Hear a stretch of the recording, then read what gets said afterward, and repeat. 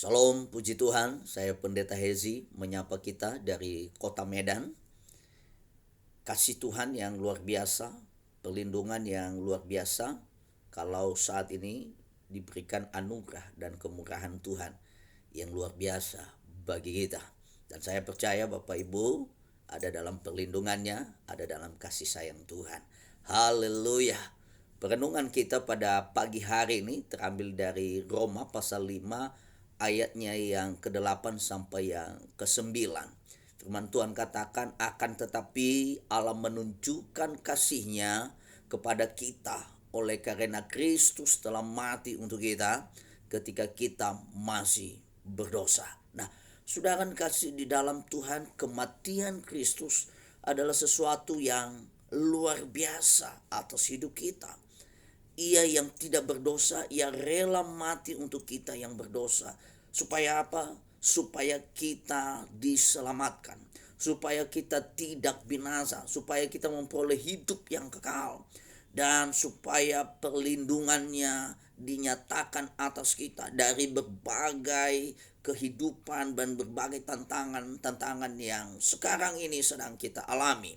Nah, saudara kasih dalam Tuhan, tema firman Tuhan bagi kita adalah kuasa darah Yesus. Nah, saudara kasih di dalam Tuhan, darah Yesus adalah jaminan perlindungan, jaminan keselamatan, dan jaminan perlindungan kita. Nah, Bapak Ibu saudara kasih di dalam Tuhan, dalam Ibrani 9 ayat 14, firman Tuhan katakan, betapa lebihnya darah Kristus yang oleh roh yang kekal telah mempersembahkan dirinya sendiri kepada Allah sebagai persembahan yang tak bercacat, akan menyucikan hati nurani kita dari perbuatan yang sia-sia. Supaya apa? Supaya kita dapat beribadah kepada Allah. Jadi saudara kasih di dalam Tuhan, darah Yesus menyucikan kita dari segala dosa. Nah, kuasa darah Yesus yang pertama adalah darah Yesus, saudara, sanggup menyucikan, sanggup mengampuni segala dosa kita.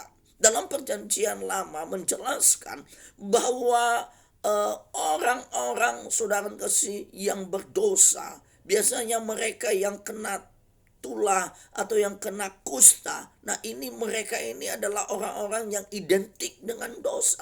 Tapi dengan darah anak domba, saudara mentahirkan mereka sehingga mereka sehat kembali. Nah, Kristus juga telah mati bagi kita, dan oleh darahnya ia telah menyucikan kita, menguduskan kita, sehingga apa? Sehingga kita disembuhkan dari segala dosa, disucikan dari segala dosa, sehingga kita beroleh perdamaian dengan Allah, sehingga kita sehat dari sisi kehidupan rohani kita, kita dipulihkan oleh Tuhan. Jadi kuasa darah Yesus menyucikan kita dari segala dosa-dosa kita. Haleluya, puji Tuhan. Inilah berkat yang pertama dengan kuasa darah Yesus. Dan berkat yang kedua, saudara kasih di dalam Tuhan, darah Yesus sanggup memberi perlindungan.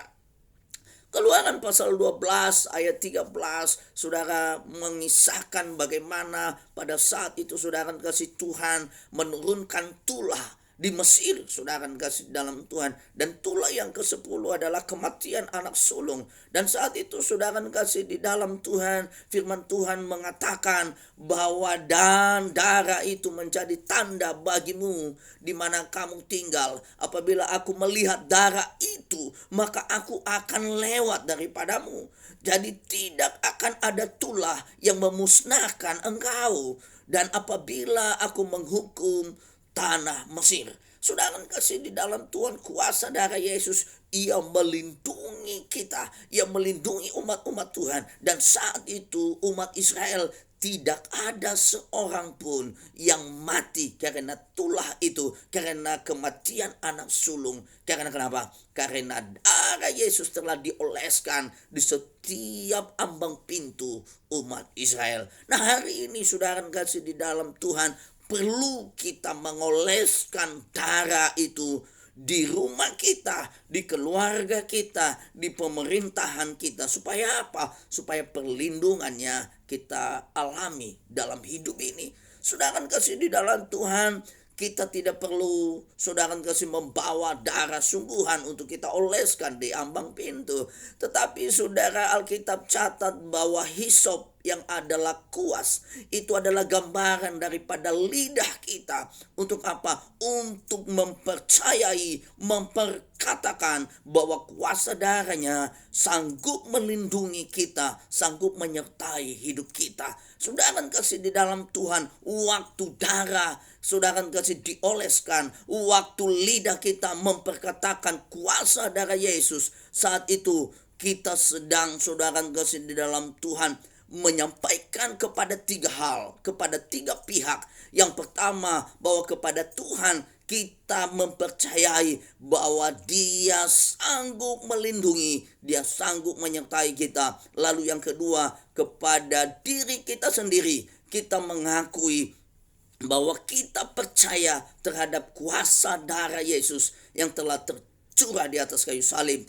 Dan yang ketiga, ketika kita memperkatakan, ketika kita mengimaninya, maka saudara kasih yang ketiga kepada pihak iblis bahwa kita sadar ia tidak bisa berbuat apa-apa. Nah, saudara kasih di dalam Tuhan, kuasa darah Yesus bagi kita orang percaya perlu kita pahami dan perlu kita miliki dan kita imani dalam diri kita, sehingga dimanapun kita berada, perlindungannya luar biasa bagi kita, baik untuk keluarga kita, baik di tengah-tengah pekerjaan kita, baik di tengah-tengah masyarakat di mana kita ada, dan terlebih saudara kasih dalam kehidupan kita. Kuasa darah Yesus mampu melindungi dan menyertai hidup kita. Haleluya, puji Tuhan. Haleluya. Salam sehat. Save Indonesia. Indonesia maju. Tuhan Yesus memberkati. Shalom.